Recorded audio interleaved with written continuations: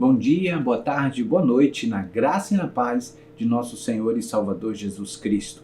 Este é mais um Momento Crescendo em Cristo.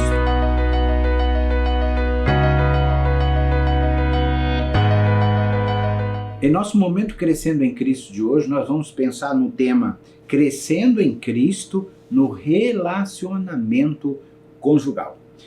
É interessante nós pensarmos sobre essa questão porque o casamento é a primeira instituição, né, que o Senhor criou, ainda lá no Éden. A Bíblia diz que Adão ele foi colocado no Éden só, e diante dele vários animais, dos quais ele deveria colocar nome nesses animais. E é interessante nós pensarmos que ele começa então a perceber a necessidade de ter alguém que compartilhasse a vida dele, ou que eles tivesse uma forma de interação. E ele via todos os animais tendo seus parceiros, mas ele próprio não tinha alguém que comparasse com ele. E foi exatamente nesse momento de necessidade, de, vamos dizer assim, de um anseio por compartilhar a sua vida, é que o Senhor então chega à conclusão de Gênesis capítulo 2:18, dizendo que não é bom que o homem esteja só, far-lhe-ei uma auxiliadora que lhes corresponda, ou seja, que estivesse ou que esteja à altura de Adão. Há pouco tempo atrás eu ouvi uma expressão, achei muito interessante, quero compartilhar com você.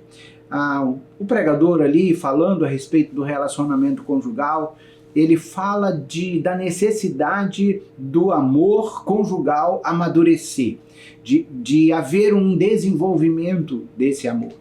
O primeiro que surge no relacionamento é o amor eros, que está envolvido aí na parte dos desejos físicos, de poder tocar, de poder estar junto, de ter uma convivência, um relacionamento, uma troca ali de favores entre aquelas duas pessoas. E é interessante nós pensarmos que esse é um tipo de amor muito superficial.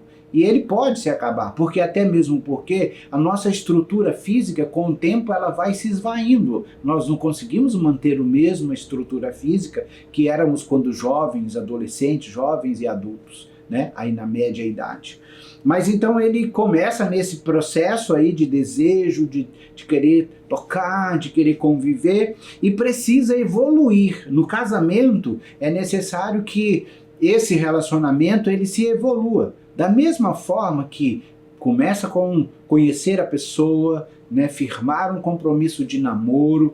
Depois de ter confirmado um compromisso de namoro, vem o noivado, e o noivado, o casamento, e assim começa ali uma nova jornada, onde que esses dois jovens, eles então continuarão a sua história de vida, gerando filhos e desenvolvendo ali a sua família. Mas é importante que esse amor, eros, inicialmente, ele se evolua para o amor filéu, que é o amor de cumplicidade, de companheirismo, de convivência, de gostar de compartilhar a sua vida, de ter alegria em aproximar-se um do outro e dizer como foi o seu dia, em que posso ajudar para que o seu dia seja melhor. Então essa cumplicidade, esse companheirismo, essa convivência, não perde o amor eros, mas ele evolui para essa convivência ali de companheiro, de amigo, de pessoas com quem você abre o seu coração com muita sinceridade, sem ter problema algum, até mesmo porque a Bíblia diz que o casal que foi posto ali no Éden, eles estavam nus e não se vergonhavam.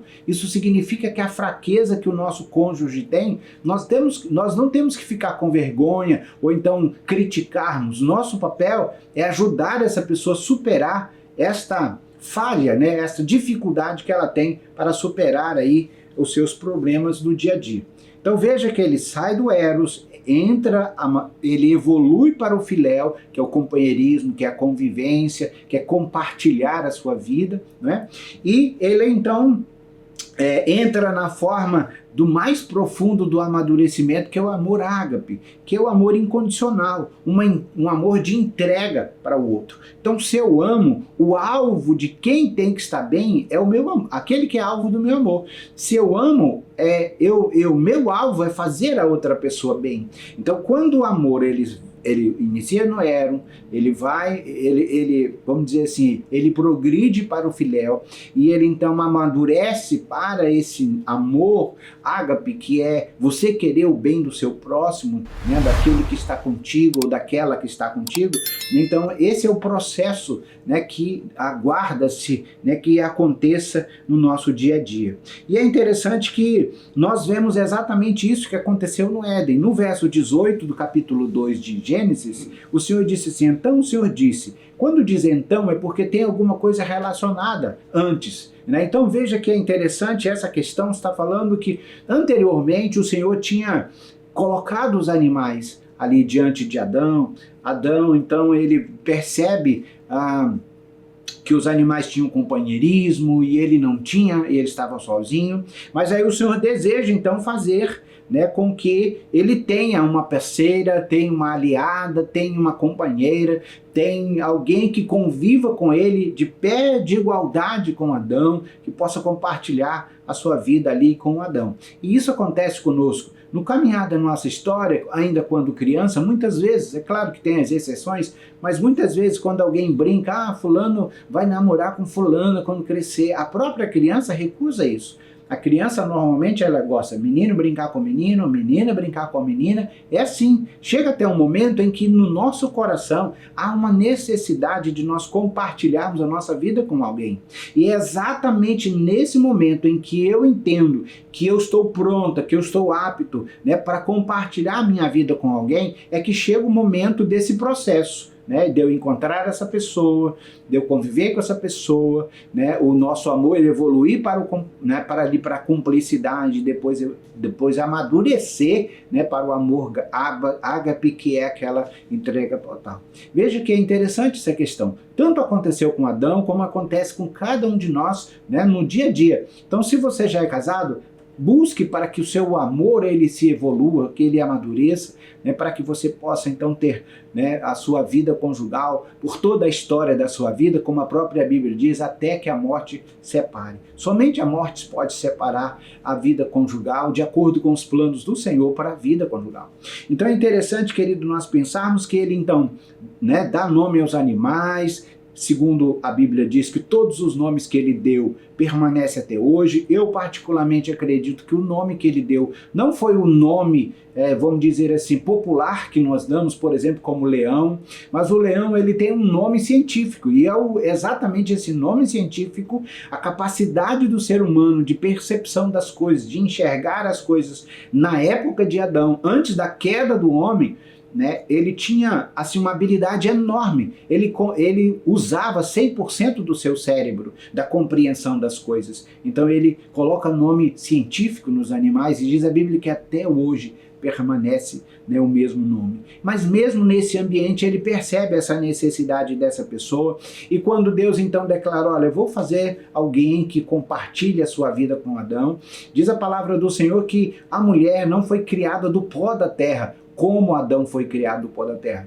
A mulher ela foi criada de uma das costelas de Adão. Então o homem foi tirado da essência da terra, e já a mulher ela foi criada de uma das costelas de Adão. O Senhor diz, a Bíblia diz que o Senhor colocou Adão em um profundo sono, como se fosse hoje aí uma anestesia geral, e aí dessa condição ele tira a costela de Adão, prepara a sua esposa, fecha de novo, né, o lugar, e ele então apresenta Eva para Adão. Nesse momento, no verso 21 até o 23, Adão faz uma declaração fantástica. Ele, quando vê a mulher, ele vê a estrutura dela, como é que era a cabeça, como é que eram os braços, as pernas, o corpo dela, e ele então disse, essa sim é osso dos meus ossos e carne da minha carne. Ou seja, ela é comparável a mim. Ela tem, né, ela tem as estruturas dela, é muito parecida com a minha, claro que com habilidades diferentes, porque é exatamente isso que o Senhor fez. Deus não fez o homem maior do que a mulher, nem a mulher maior do que o homem. Os dois, eles têm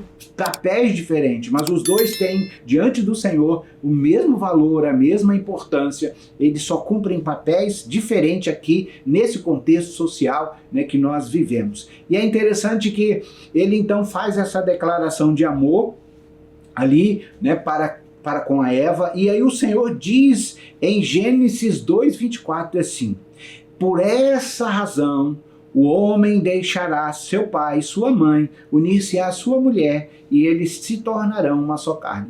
Olha que interessante. Então, eles já se conheceram, eles entenderam que eles têm características que se completam, e agora então o Senhor disse: olha, então você vai deixar sua família, né, vai se unir à sua esposa, e os dois, né, então tem como propósito chegar ao nível do amor ágape, que é uma vida compartilhada com a outra, de tal forma que se um sofre, o outro sofre, se um se alegra, o outro se alegra. Né? Isso é o nível que o Senhor espera, né, de cada um de nós. Então ele diz: deixa o pai e a mãe. Deixar o pai e a mãe significa, primeiro, que nós temos um padrão de família.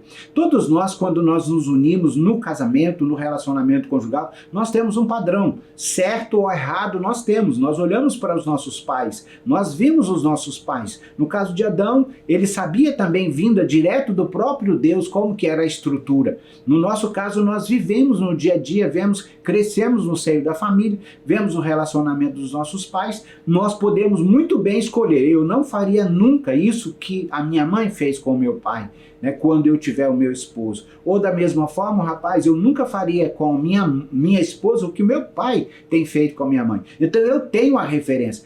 Seja certo ou seja errado, eu tenho a referência. Então eu sei o que eu devo fazer no primeiro passo que eu der quando eu constituir a minha própria família. Veja como que Deus, ele responsabiliza a gente dentro desse contexto. Olha que bacana. Então é importante você pensar sobre essa questão. Ele disse: deixa o homem, o pai e a mãe. Outra coisa importante nessa questão é assim: o pai e a mãe já não têm mais influência sobre esses dois jovens que se uniram no laço do casamento, no laço conjugal. Então, a partir de agora, eles devem tomar a decisão, eles vão constituir, vão saber como é que eles vão fazer, como é que eles vão continuar a sua família e tudo mais. Então veja bem, quando há uma influência nesse novo casamento por parte dos pais do rapaz, quem tem que conversar com esses pais é o rapaz, nunca a mulher. E da mesma forma, se a influência negativa está vindo por parte dos familiares da mulher, quem tem que conversar com essa família é a mulher.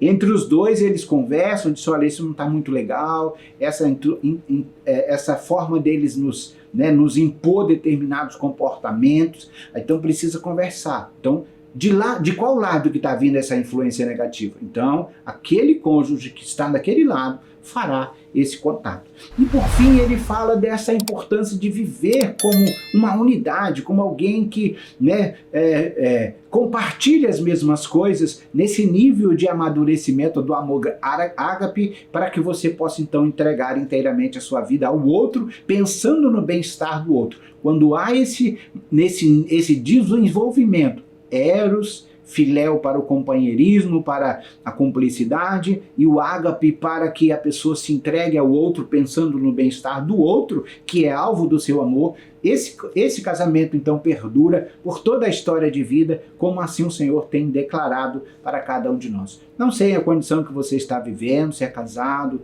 se ainda é solteiro, se sonha em casar, mas o importante é, se já é casado, tenta praticar isso. Procura desenvolver o seu amor, né? Procura ajudar o seu cônjuge nessa caminhada, porque a nossa missão, cada um de nós temos um papel, mas o meu papel não é só cumprir o meu papel. Eu devo cumprir o meu papel como marido no meu relacionamento conjugal, mas eu preciso ajudar a minha esposa a cumprir o dela.